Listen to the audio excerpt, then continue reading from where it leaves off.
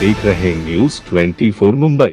नमस्ते, मी समिता पंचाळ, इकडचा नॉर्मल नागरिक आणि मी स्वतः सुशला फाउंडेशनचे अध्यक्ष आहे। मी जस्ट आता म्हणजे 10 मिनिटापूर्वी ही हानी झालेली आहे रस्त्यावरती की एक झाड पडलं। तुम्ही बघू शकता माझ्या पाठच्या बाजूला की एक झाड पडलेलं आहे। ते ह्याच्यासाठी जिम्मेदार कोण आहे, प्रशासन की बिल्डर? बिल्डर जर अशी कामं करत असेल तर त्याच्यामध्ये नॉर्मल नागरिक फसला म्हणजे काही होऊ शकतं त्याच्या जीवाला। त्याची जिम्मेदार कोण घेऊ शकतं? आणि झाडाचे बघा ह्याची हाईट बघा की ह्याच्या हाईटप्रमाणे समजा एक गाडी जरी आली असते त्याच्या खाली तरी काही होऊ शकलं असतं, जिवंत हानी पण झाली असती। पण देव बलवंतर की कुणाचं असं झालेलं नाही आहे। पण मला असं वाटतं की बिल्डरवरती ॲक्शन झाली पाहिजे आणि त्याचं प्रशासनाने त्याचं हे बघितलं पाहिजे याच्याबद्दल।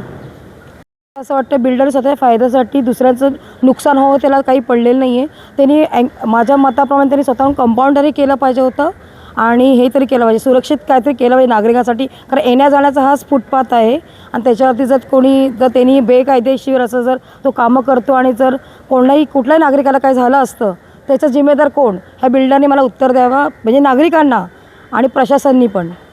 ह्या बिल्डरवरती मोठी कारवाई झाली पाहिजे, हेच माझं म्हणणं आहे। शियाराम, माझं नाव कविता काशीनाथ भोईर आहे। मी जगद्गुरू नरेंद्र महाराजांचे शिष्य आहे। मी तर ज्येष्ठ नागरिक आहे, माझं 59 वय आहे।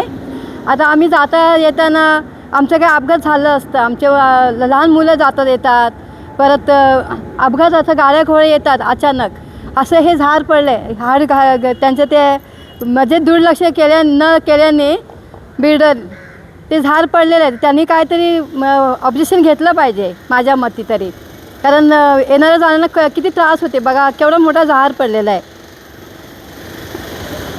किती मोठं झाड पडलं आहे का, जीव जायला काही वेळ लागलं नसतं। गाड्या अचानक येतात, बाईक येतात आणि आता दुर्घटना घडायला काही वेळच लागलं नसतं।